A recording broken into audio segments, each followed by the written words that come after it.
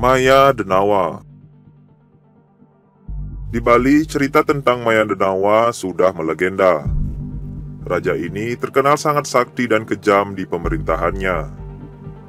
Karena kesaktiannya, wilayah kekuasaan kerajaan lainnya di luar Bali seperti Blambangan, Bugis, Sumbawa, Makassar, dan Lombok bisa ditaklukkan dan menjadi di bawah kekuasaannya. Raja ini bisa berubah wujud menjadi apa saja, sehingga susah untuk ditaklukkan. Puro dirusak, merasa dirinya paling sakti, rakyatnya dilarang untuk menyembah Tuhan ataupun dewa. Dilarang melakukan ritual keagamaan, dan rakyatnya sangat sedih sengsara pada masa tersebut. Namun tidak ada yang berani melawan. Ini semua membuat prihatin Idemani Angkeran, yang kala itu menjadi pendeta agung dan bergelar Sang Kul Putih.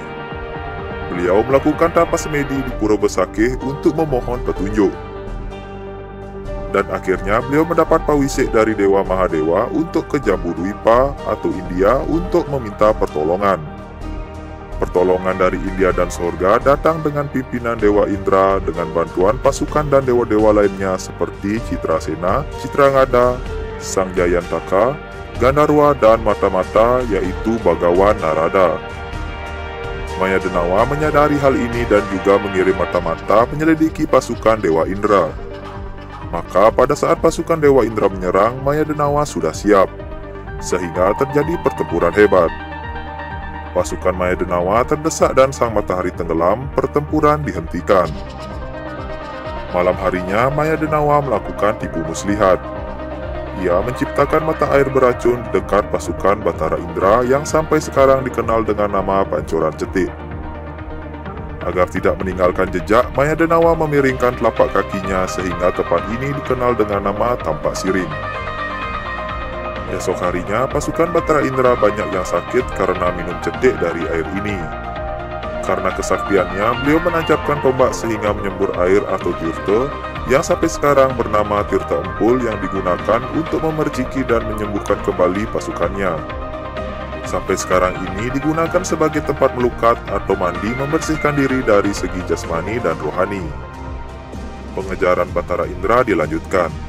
Untuk menghindari pengejaran, Maya Denawa merubah wujudnya menjadi ayam atau manuk rawa, dan desa tersebut bernama Manukaya. Dewa Indra dengan kesaktiannya tidak bisa dikelabui dan terus melakukan pengejaran.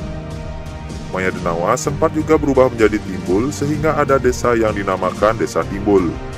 Kemudian menjadi Janur atau dalam bahasa Bali Busung, desanya dinamakan Desa Blusung.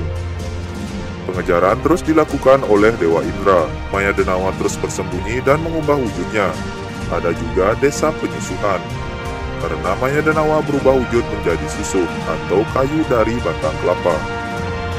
Menjadi bidadari sehingga tempat tersebut dinamakan Kedewatan, dan di akhir pelariannya, Maya Denawa dan patihnya si Kalawong berubah menjadi batu padas dan berhasil dipanah oleh Dewa Indra. Darahnya mengalir membentuk sungai yang dinamakan Sungai Petanu. Dan saat Maya Denawa menemui ajalnya diperingati sebagai perayaan Hari Raya Galungan, sebagai tonggak kemenangan Dharma melawan Adharma.